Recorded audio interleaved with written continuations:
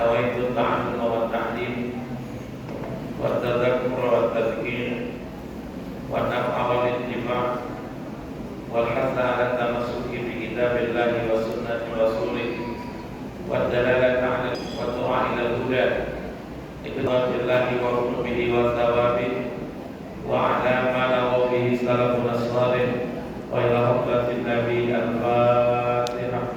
Alhamdulillah minasyaitonir rajim. Bismillahirrahmanirrahim. Alhamdulillahirabbil alamin arrahmanir rahim maliki yaumiddin. Iyyaka na'budu wa iyyaka nasta'in ihdinas siratal mustaqim. Shiratal ladzina an'amta 'alaihim ghairil maghdubi 'alaihim waladdallin. Assalamualaikum warahmatullahi wabarakatuh.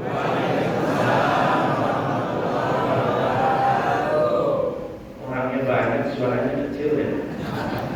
Itu suaranya. Ayo jawab salamnya sergap. Saya nggak lama Pak kalau Bapak jawab sergap Pak. Kita doain yang jawab salamnya sergap, mudah-mudahan tambah berkah. Amin. Tambah rumah. Amin. Tambah mama. Assalamualaikum warahmatullahi wabarakatuh.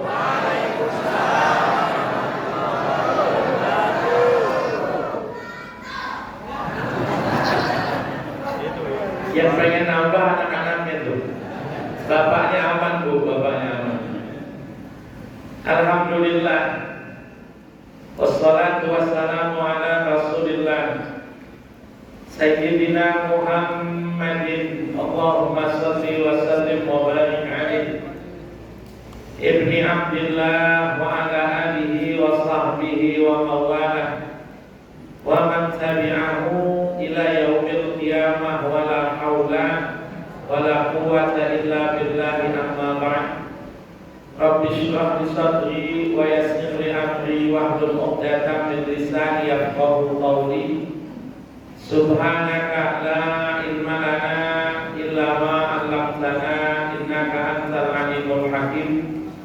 Allahumma inna na'udzubika min ilmin la yanfa' wa min qalbin la yakhsha wa min amalin la yurfa' wa min du'ain la yusma'. Amin amin Allahumma amin. Hadratul muhtaramin, para alim ulama, para asatiz, guru-guru kita, Kiai Haji Dadan Abdul Latif, Ustaz Abdul Rahman, para asatiz yang lainnya, Ketua DKM Masjid Al-Falah Bapak Insinyur Haji Al-Maini, Ketua DKM Masjid Baitur Rahim, tidak lupa juga Pak Lurah baru kita, baru 4 bulan katanya tadi, Bapak Lurah Adi Nugraha, Bapak RT, Bapak RW, insya Allah saya akan ketinggalan. Bapak RT, Bapak RW, para tokoh masyarakat, hadirin hadirat, bapak-bapak, ibu-ibu, kita semua mudah-mudahan termasuk hamba Allah yang dirahmati oleh Allah. Amin amin Allahumma amin. Allah menciptakan makhluknya bermacam-macam. Secara umum ada makhluknya Allah yang kelihatan, disebut makhluk zahir, jismun katsir. Ada makhluknya Allah yang tidak kelihatan, disebutnya sebagai jismun latif. Kita biasanya nyebutnya ghaib. Kita sebut apa? Ghaib.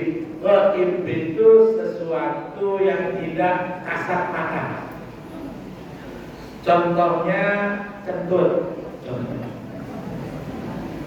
Dirasakan baunya, didengar bunyinya, nggak kelihatan orangnya siapa. Nggak ada orang kentut ngaku, nggak ada.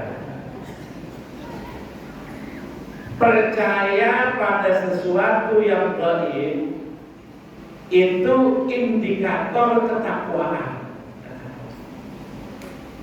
Saya nggak jauh-jauh deh. Cukup Al-Baqarah aja ayat 2 ayat 3. Alif Lam Mim Zalikal kitabul la raiba fihi hudan lil muttaqin alladzina yu'minuna bil ghaib. Orang-orang yang beriman kepada kegaiban. Kegaiban itu bukan untuk dipahami, tapi untuk diimani, Makanya ada orang pernah nanya sama saya, Ustaz, saya kok beragama tidak yakin-yakin. Jangankan ente, saya juga nggak yakin kok. Gimana Ustaz caranya supaya beragama bisa yakin? Gampang. Apa? Mati dulu. Itu ayatnya. Wa'bud rabbaka hatta ya'tiyakal yakin. Ibadahlah pada Tuhanmu sampai keyakinan mendatangimu, sampai kematian menjemputmu. Mohon maaf ini, Ustaz cerita siksa kubur, azab kubur, Ustaznya belum pernah dikuburin, belum pernah. Saya cerita nanti dikubur bla bla bla bla bla bla.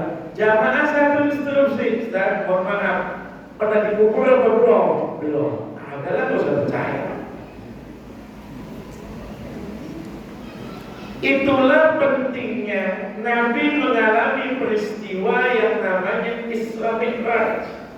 Karena dengan Isra Mi'raj itu barang-barang yang tadinya gaib itu kemudian tampak nyata realita di hadapan Nabi Muhammad Sallallahu Alaihi Wasallam. Ada yang namanya yakin, ada yang namanya yakin. Temanya soal ukhuwah sebetulnya. Cuma saya lihat mukanya udah seneng-seneng nyatu gitu. Nanti aja lah ukhuwahnya nanti. Yakin itu ada tiga macam. Ada yang disebut sebagai ilmu yakin, ada yang disebut sebagai ainul yakin, ada yang disebut sebagai hakul yakin. Contoh, ada orang nggak pernah makan durian. Saya kalau ceramah di mana-mana, sungguh itu standar ini, bisa itu kali-kali durian. Contoh. Jangan dianggap serius. Contoh, ada orang yang belum pernah makan durian. Dibilangin sama orang tuanya, misalnya anak kecil. Nah, kalau kamu lihat ada buah-buahan warnanya hijau, berduri di luar, baunya agak menyengat. Durian kan menyengat baunya. Makanya makan durian itu makruh. Karena baunya menyengat. Bisa haram kalau nggak ngajak-ngajak. Beliau Nabi itu kan makan bawang saja menghindari, kan gitu. Alasannya karena baunya menyengat, kan gitu. Durian itu baunya menyengat. Orang tua bilang sama anak, kalau ada buah berduri hijau baunya menyengat, rasanya enak, itu namanya durian. Kan? Dia yakin. Berdasarkan apa? Ilmu, namanya ilmu yakin. Lewat dia di pasar Kelapa Dua, lihat tukang durian. Oh ini yang diomongin bapak saya. Naik yakinnya satu tingkat, namanya apa? Ainul yakin. Yakinnya sudah berdasarkan apa? Penglihatan. Coba Pak, beli Pak, belah durian. Durian beneran ya, belah durian. Dimakan sama anaknya, wah enak beneran ini Pak. Naik satu tingkat, sudah berada pada level yakin yang tertinggi, namanya apa? Hakul yakin berdasarkan pengalaman. Contoh, yang jomblo di sini ada yang jomblo ya? Ada banyak. Ini alhamdulillah masih banyak yang jomblo. Berarti masjid mestinya masih ramai. Kalau masih banyak yang jomblo. Yang jomblo itu diomongin sama temennya, nikah itu enak loh, nikah itu enak, nikah itu enak terus. Maka dia punya keyakinan kalau nikah itu enak, padahal dia belum kawin. Namanya ilmu yakin. Hadir kondangan, dia lihat temennya yang lagi nikah, senyum-senyum mulu, enak beneran. Buktinya senyum-senyum aja. Naik satu tingkat namanya ainun yakin. Dia kawin beneran. Malamnya belah duet yang lain yang dibelah. Kemudian dirasakan enak beneran, itu namanya hakul. Nabi-nabi yang lain sebelum Nabi Muhammad SAW itu ketika disebutkan surga itu hanya berdasarkan perkataan malaikat. Nabi-nabi yang lain ketika disebutkan neraka itu keterangan sepihak malaikat, belum dikonfirmasi, tapi diyakini karena malaikat tidak pernah bohong. Makanya nabi-nabi yang lain itu pengetahuannya tentang alam gaib itu ilmu yakin, belum sampai tahapan ainul yakin, belum sampai tahapan hakul yakin. Tapi Nabi Muhammad SAW dimi'rajkan oleh Allah, diperlihatkan surga, diperlihatkan neraka. Di titik itu Nabi sudah bukan lagi ilmu yakin, Nabi sudah ainul yakin, Nabi sudah hakul yakin. Mohon maaf, ini pemilu pemimpin terbaik ilmu yakin saja belum. Ya kan? Kita hanya berharap. Kita hanya apa? Berharap. Ada yang bisa menjamin. Seandainya salah satu ada yang terpilih, pasti baik untuk 5 tahun ke depan. Ada yang berani menjamin? Ada? Tidak ada. Kita hanya berusaha, kita hanya berharap, kita memilih sesuai dengan keyakinan terbaik kita. Makanya aneh kalau kemudian gara-gara beda pilihan lalu kemudian ribut. Bapak-bapak sama ibu-ibu kadang-kadang beda pilihan, nggak perlu ribut. Saya pagi-pagi sarapan jadi beda pilihan sama istri. Makan apa? Kasih uduk. Kamu apa? Kupat sayur. Beda pilihan. Toh beda pilihan itu tidak lantas beda ya. Ini makanan. Kalau pemimpin beda lagi, itu penting. Saya cuma nyontohkan beda pilihan itu nggak perlu ribut, nggak perlu ribut. Karena Nabi ngajarin kita gimana caranya khilaf, gimana caranya berbeda pendapat. Nabi ngajarin kita. Contoh, kalau sholat dari berdiri, ruku, naik iktidal, mau sujud, hadisnya 2 macam. Ada hadisnya kalau mau sujud jangan bersimpu seperti onta. Pada yang belum sama yang belum banyak. Tangan dulu baru dengkul, tangan dulu baru. Tapi ada hadis lain, orang melihat Nabi sholat dengkul dulu baru tangan kalau mau sujud. Kira-kira mohon maaf, bapak ibu kalau mau sujud dengkul dulu apa tangan dulu? Dengkul dulu apa tangan dulu? Dua-duanya boleh. Saya kalau ditanya, Ustaz, Dengkul dulu apa tangan dulu, asal jangan pala dulu. Nyungsep kalau pala dulu. Nyungsep kalau pala dulu. Imam Syafi'i dengan Imam Malik itu guru dan murid. Beda pendapatnya luar biasa.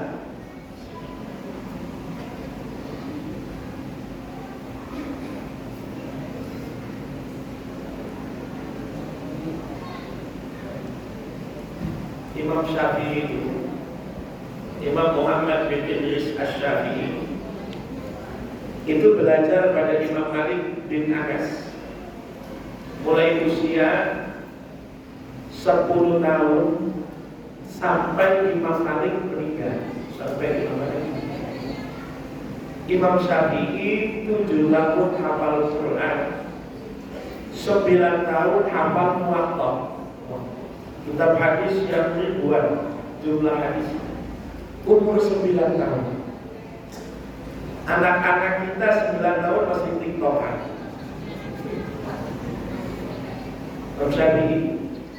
Imam Syafi'i dengan Imam Malik itu, Masya Allah, kata Imam Syafi'i, yang membentuk saya, yang membentuk pribadi saya, yang membentuk keilmuan saya, itu Imam Malik bin Anas.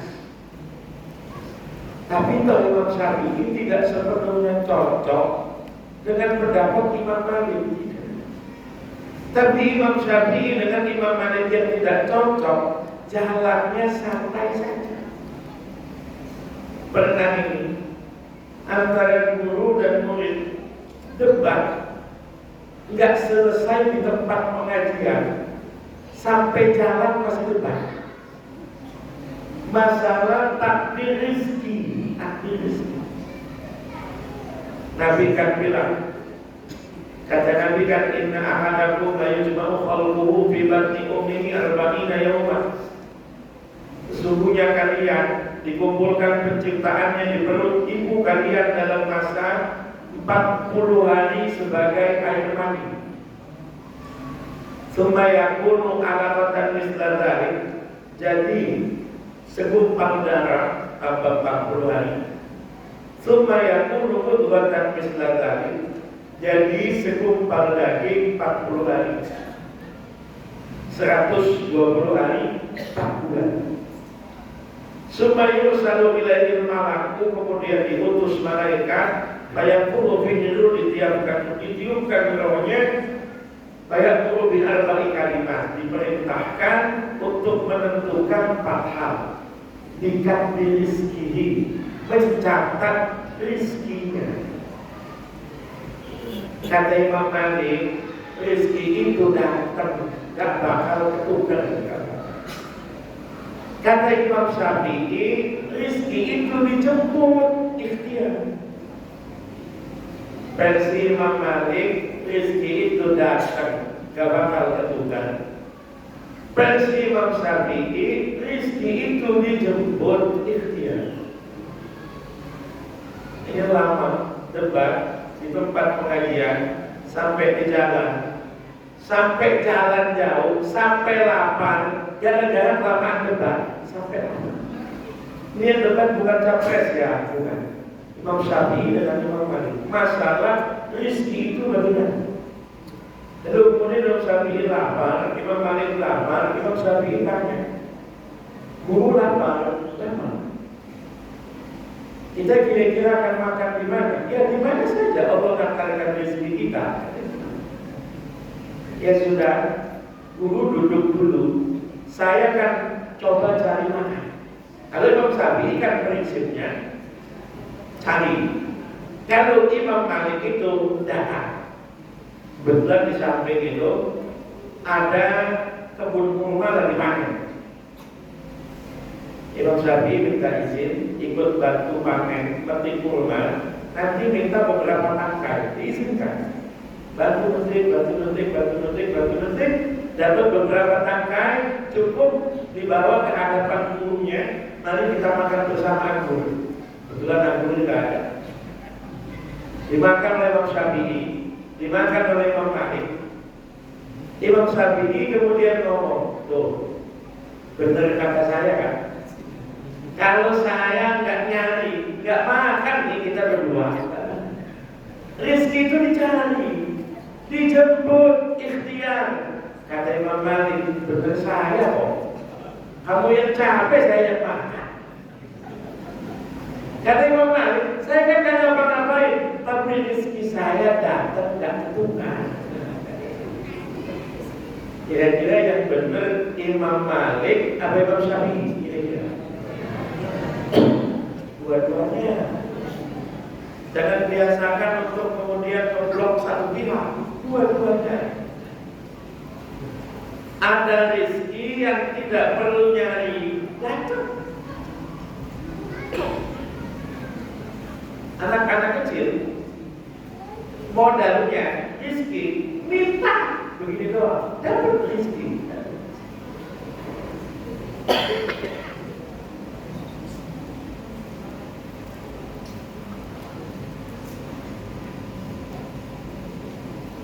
Anak kecil minta rezeki, modalnya nangis, modalnya nadang, modalnya minta turun rezekinya lewat bapak. Tapi coba kalau yang tua-tua begini nangis, yang tua-tua begini minta, belum tentu dia bagi. Jadi ada rezeki yang memang oleh Allah itu diantarkan tanpa ketukan. Ada rezeki yang oleh Allah itu kemudian harus dijemput terlebih dahulu. Ada. Ini Imam Malik dengan Imam Syafi'i beda paham, beda pendapat, tapi tetap bisa ngumpul bareng, tetap bisa makan bareng. Makanya kalau saya ditanya apa yang terbaik dalam hari-hari ini, sampai nanti ditentukan pemimpin kita siapa, yang terbaik itu ingat-ingat hadis Nabi Muhammad SAW, "Falyakul khairan aw liyasmut." Itu saja. Yang perlu kita ingat-ingat itu katakan yang baik atau diam. Yang baik itu patokannya dua. Yang baik itu yang bermanfaat, yang baik itu yang sesuai fakta. Sesuai fakta itu, kalau dalam bahasa kita sebut jujur, sesuai fakta. Sampaikan yang baik, yang bermanfaat, yang sesuai fakta. Silakan masing-masing pilih siapa. Saya yakin sudah punya versi terbaiknya. Ada orang nanya sama saya, Ustaz, kira-kira besok milih siapa? Saya bilang, jangankan kamu, petugas TPS saja gak boleh tahu. Kalau kamu nanya-nanya itu. Jadi Ustaz netral nih, gak ada orang milih kok netral. Orang yang memilih gak mungkin netral, gak mungkin. Tapi saya punya pilihan, saya punya idola pemimpin saya, tidak harus merendahkan idola orang lain. Makanya patokannya dua tadi. Sesuatu dikatakan baik itu kalau dia bermanfaat atau kalau dia itu sesuai dengan fakta. Sesuai fakta saja, kalau tidak bermanfaat nggak boleh. Contohnya apa? Ghibah. Ghibah itu kan sesuai fakta, tapi nggak boleh. Si anu itu, wah orang ini masya Allah, nggak beres banget orangnya, bla bla bla bla bla bla bla. Kita omongin jelek di belakang. Hati-hati, kita nganggapnya enteng. Berat ini nanti timbangannya di akhirat, berat. Apalagi ibu-ibu ini, hati-hati nih, hati-hati. Saya di rumah itu sering punya acara. Orang tua dulu pesennya nggak usah pesen catering, kumpul keluarga, tetangga, kerabat bareng-bareng kita masak, bareng-bareng kita ngolah begitu. Maka saya selalu sering itu nemenin ibu-ibu dari saya kecil. Ngulek cabai, giling kacang, numbukin bumbu. Itu kadang-kadang tuh yang giling kacang, kacangnya belum halus, tetangganya udah halus. Kacangnya belum halus, tetangganya udah halus diomongin. Saya ngomong, hati-hati Bu, ghibah. Oh yang saya omongkan kan fakta, Ustaz. Ini sesuai kenyataan, faktanya begitu. Lah iya memang fakta, kalau bukan fakta namanya fitnah. Kenapa disebutnya ghibah, Ustaz? Sebab ngomong di belakang. Oh kalau itu besok saya ngomong di depan saja. Itu menghina namanya. Kalau tidak bermanfaat, ya tidak usah disampaikan, meskipun sesuai fakta. Ya. Ini kasusnya silaturahmi dulu, kasusnya silaturahmi.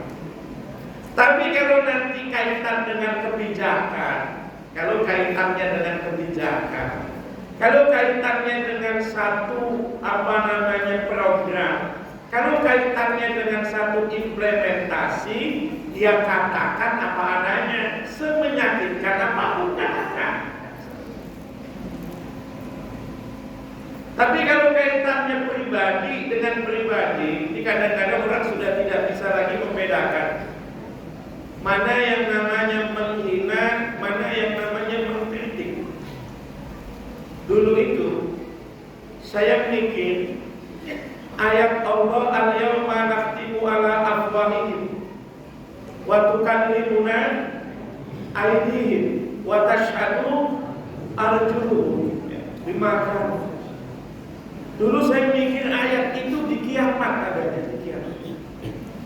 Al-yawma nakhtimu ala afwahihim, pada hari itu kami kunci mulut mereka. Wa tukallimuna aydihim, tangan-tangan mereka yang akan ngomong, tangan-tangan mereka. Dulu saya pikir di kiamat. Sekarang gak usah kiamat. Yang pada ngomongin orang lewat WA, lewat HP, sama itu. Mulutnya kunci, tangannya ngomong. Nakhtimu ala afwahihim wa tukallimuna aydihim. Mulutnya dikunci, tangannya ngomong. Alhamdulillah.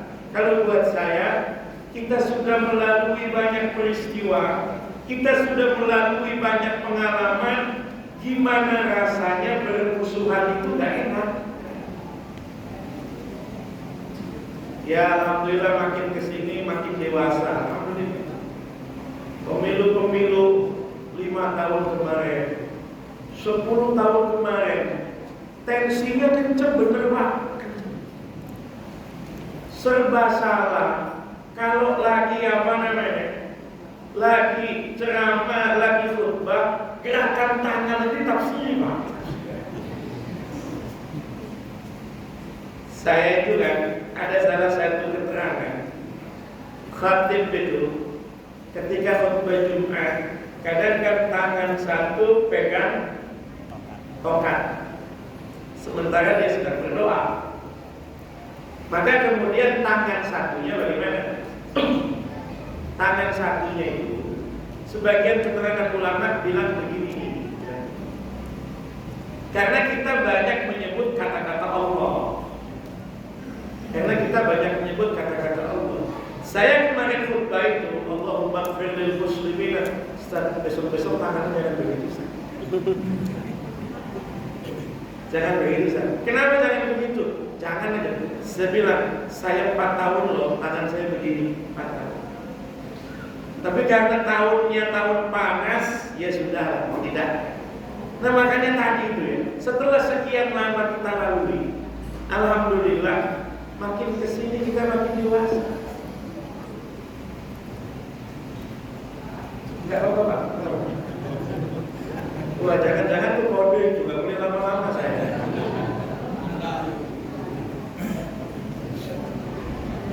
Jadi alhamdulillah,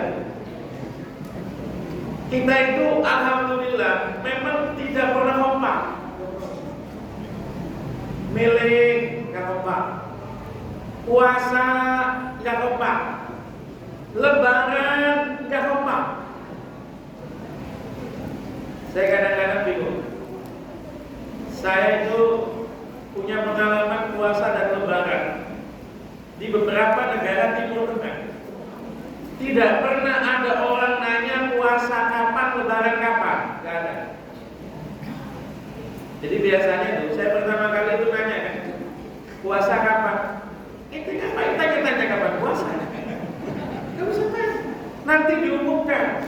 Gimana caranya saya tahu puasa? Gampang. Kalau meriamnya bunyi, nanti terawih. Jadi diaman itu, ya, ditarik itu, ya minimal sampai akhir-akhir saya selesai satu itu. Itu kita itu nunggu puasa cukup jeder, besok puasa. Lebaran juga sama. Gak ada orang yang repot kemudian apa? Gak ada yang repot kemudian nanya lebaran kapan. Jeder, besok lebaran. Di Mesir sama Pak. Sekian banyaknya ulama, ya ahli falak, ahli hisab, ahli macam-macam ini. Gak ada yang menginformasikan puasa kapan. Gak ada. Saya itu dulu bingung. Di Indonesia tuh kenapa sih orang hobi banget nanya puasa kapan? Nanya lebaran kapan? Itu hobi. Sampai kadang-kadang saya mikir, emang yang nanya nggak punya HP ya? Tak puasa kapan? Punya HP apa enggak? Punya Ustaz. Pokoknya nanti kalau grup WA kamu sudah banyak ungkapan minta maaf, itu besok puasa.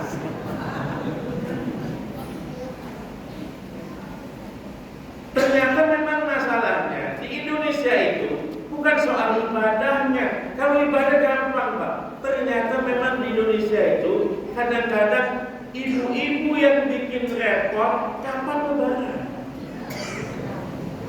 Tak lebaran kapan Ustaz? Tunggu aja pengumuman dulu. Emang nggak bisa nunggu? Nggak bisa tak? Ustaz gampang kan? Tinggal makan. Kita yang ngolami harus tahu kapan. Karena persiapannya lama. Tapi alhamdulillah tuh udah kena puasa beda, kena lebaran beda. Tidak ideal sama sekali, tidak ideal. Tapi mau dikata apa? Maka yang bisa kita lakukan hanya saling menghormati pilihan masing-masing, saling menghormati pendapat masing-masing.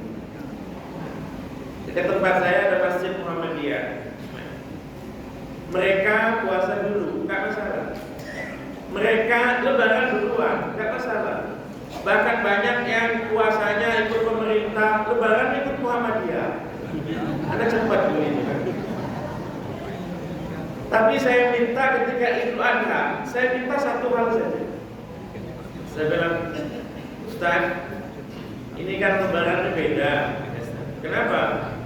Ustaz silakan menggelar sholat Idul Adha sesuai dengan kalender Ustaz. Gak usah. Tapi saya minta itu biar enak, biar kompak. Itu kita potong hewan kurban di hari yang sama. Karena mohon maaf, banyak beberapa warga yang bukan Muhammadiyah nitipkan hewan kurbannya di masjid Muhammadiyah. Gimana mungkin kambingnya dipotong, orangnya belum lebaran. Orangnya kan belum lebaran belum, tapi kambing udah dipotong kan. Dia bilang logis juga saya. Iya, Ustaz silakan lebarannya kapan, silakan nggak masalah saya bilang. Tapi tolong nanti kita potong hewan kurbannya barengan aja, supaya enak bagi-baginya itu enak saya bilang istri. Jadi mau ikut pendapat mana silakan, mau ikut pilihan mana silakan, tapi hormati pendapat pilihan masing-masing. Saya mazhab saya Syafi'i. Di masjid saya azan Jumat 2 kali, ada qabliyah Jumat, ada qabliyah Jumat. Ya. Tapi kadang-kadang saya dapat tugas khutbah Jumat di masjid yang azannya cuma sekali. Saya bilang Ustaz, azan sekali gak apa-apa. Di masa Rasul azan sekali. Tapi biar sama-sama enak, kasih saya waktu untuk qabliyah Jumat. Jadi nanti diumumkan waktu Jumat sudah masuk, bagi yang ingin melakukan qabliyah Jumat dipersilakan. Jadi belum azan, tapi waktu masuk kami qabliyah Jumat. Nanti selesai qabliyah, saya naik ke mimbar dan kemudian azan. Gak apa-apa, azan 1 kali nggak apa-apa, beliau nggak qobliyah Jumat nggak apa-apa, tapi berikan ruang untuk qobliyah Jumat, itu saja. Kan enak sebetulnya. Hanya kadang-kadang pertanyaan-pertanyaan konflik itu makin lama sudah hilang. Dulu masih banyak yang tanya, Ustaz, yang benar subuh itu pakai kunut apa nggak pakai kunut? Zaman dulu, gara-gara kunut dan nggak kunut orang ribut. Alhamdulillah, sekarang udah nggak ribut, udah nggak pada subuh. Dulu soal kunut sama nggak kunut ribut. Soal terawih 8 sama 20 itu ribut zaman dulu. Sekarang itu alhamdulillah pertanyaan konflik semacam itu sudah selesai. Ustaz, terawih yang benar 8 apa 20 Ustaz? Saya bilang 2 rakaat. Orang kan sholat niat, sholat sunat tarawih begitu kan? Kira-kira langsung 20 nggak pakai salam, apa 2 rakaat dulu terus salam? Makanya saya kalau ditanya terawih itu ya minimal 2 rakaat. Cuman kan kalau kita ngomong begitu di pengajian, besok dapat 2 rakaat ya pulang semua jemaah. Makanya saya bilang ya, dia minimal 2 rakaat. Masa ya setahun sekali 2 rakaat? Tapi anak-anak kecil kan begitu. Kadang-kadang ada yang nanya, Ustaz, masa 2 rakaat? Jangankan 2 rakaat, situ nggak terawih aja nggak apa-apa kok. Soalnya terawih juga hukumnya cuma sunnah. Perhatikan, dalam bab kita beribadah, dalam bab kita beragama, dalam bab kita menjalankan hal-hal yang sifatnya furu', sifatnya bukan prinsip dalam agama, kita bisa menerima perbedaan. Bisa memilih, menentukan pemimpin, hukumnya wajib. Tapi orangnya siapa, itu kadang-kadang beda pendapat, kadang-kadang beda pandangan. Tugas kita datang, lalu kemudian pilih sesuai yang terbaik dengan hati nurani kita. Nanti Allah tentukannya siapa, itu bagian dari hal-hal yang gaib, masuk pada kategori takdir. Yang bisa kita lakukan memilih, yang bisa kita lakukan mengajak orang lain, yang bisa kita lakukan memberikan informasi tentang orang yang menurut kita baik, tanpa harus merendahkan yang lain. Tapi nanti siapa yang ditentukan Allah bisa sama dengan pilihan kita, bisa tidak sama dengan pilihan kita. Tugas itu saja. Saya tutup dengan satu cerita. Sayyidina Abu Bakar As-Siddiq itu menjadi khalifah. Menjadi khalifah itu sederhana. Hanya gara-gara orang melihat sekian lama Abu Bakar As-Siddiq menggantikan Nabi jadi imam. Sekian lama. Ketika Abu Bakar meninggal dunia, itu Abu Bakar pesan, saya kalau boleh pengganti saya Umar bin Khattab, kalau boleh. Jadi saya calonkan Umar bin Khattab. Tapi kalau ada pengganti yang lain silakan. Umar menjadi khalifah bukan karena rekom Abu Bakar. Umar menjadi khalifah karena rekom Abu Bakar disetujui oleh seluruh penduduk Madinah saat itu. Disetujui. Meskipun orang agak khawatir, oh jangan-jangan nih kalau Umar bin Khattab yang jadi khalifah nanti ini ya dikit-dikit ini ngancem-ngancem mulu. Nyatanya tidak. Ketika Umar sholat subuh ngimami ditikam pisau dari belakang, Umar bin Khattab terkapar, lalu kemudian bentuk tim 7. Kata Umar bin Khattab, saya sudah lihat-lihat, pilihan terbaik ada pada 6 orang. Ali bin Abi Thalib, Utsman bin Affan, Talha bin Ubaidillah, Zubair bin Awam, Abdurrahman bin Auf, Sa'ad bin Abi Waqqas, 6 orang. 1 orang notulen anak saya Abdullah bin Umar bin Khattab, notulen. Abdullah tidak punya hak memilih, Abdullah tidak punya hak dipilih. Tidak. Yang punya hak pilih dan memilih 6 orang permaturi. Ali bin Abi Thalib, Utsman bin Affan, Talha bin Ubaidillah, Zubair bin Awwam, Abdurrahman bin Auf, Sa'ad bin Abi Waqqas. Umar bilang pada sebagian tentara. Waktu itu komandannya adalah Abu Ubaidah Amr bin Al-Jarrah, Aminu hadhil ummah. Kata Umar bin Khattab, itu tim 7. Kalau nanti 3 hari musyawarah kok nentukan pemimpin gak kelar, itu 7-7-nya bunuh aja semua. Gak guna 3 hari kok gak kelar milih pemimpin. Jadi yang 6 orang ini deg-degan. Waduh, ini kalau gak ada pemimpin ini kita korbannya ini berenam. Ya Umar itu hanya ngancam gertak sambal aja. Ini sudah terpecah menjadi 2 kubu dari 6 orang ini. Kalau sekarang kan 6 orang jadi 3 kubu kan. Kalau dulu 6 orang jadi 2 kubu. Kubunya Utsman bin Affan dengan kubunya Ali bin Abi Thalib. Ali bin Abi Thalib didukung oleh Zubair bin Awwam, sepupunya. Zubair bin Awwam itu ibunya Zubair Sofia, anaknya Abdul Muthalib, sepupu Rasul juga. Ayahnya Zubair yang namanya Awwam itu kakaknya Khadijah. Jadi dekat sekali dengan keluarga Hashim. Jadi Zubair itu pilih Ali bin Abi Thalib. Sa'ad bin Abi Waqqas itu paman Nabi dari pihak ibu, paman Nabi dari pihak Sayyidah Aminah. Jadi Ali bin Abi Thalib dapat 3 suara. Utsman bin Affan juga dapat 3 suara.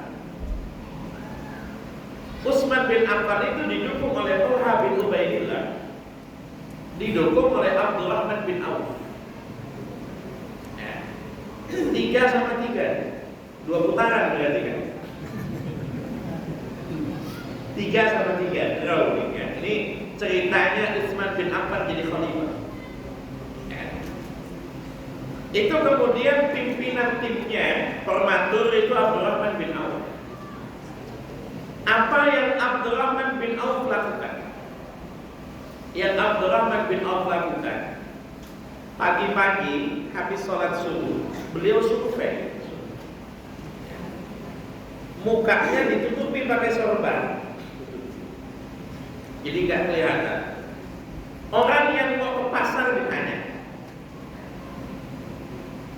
Ini hitung-hitungannya kan berarti survei. Kira-kira pilih Ali atau Utsman? Oh saya Ali. Kenapa Ali? Masih muda.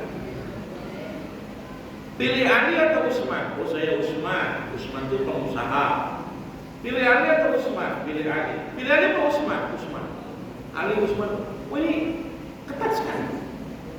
Sampai dihitung ditanya.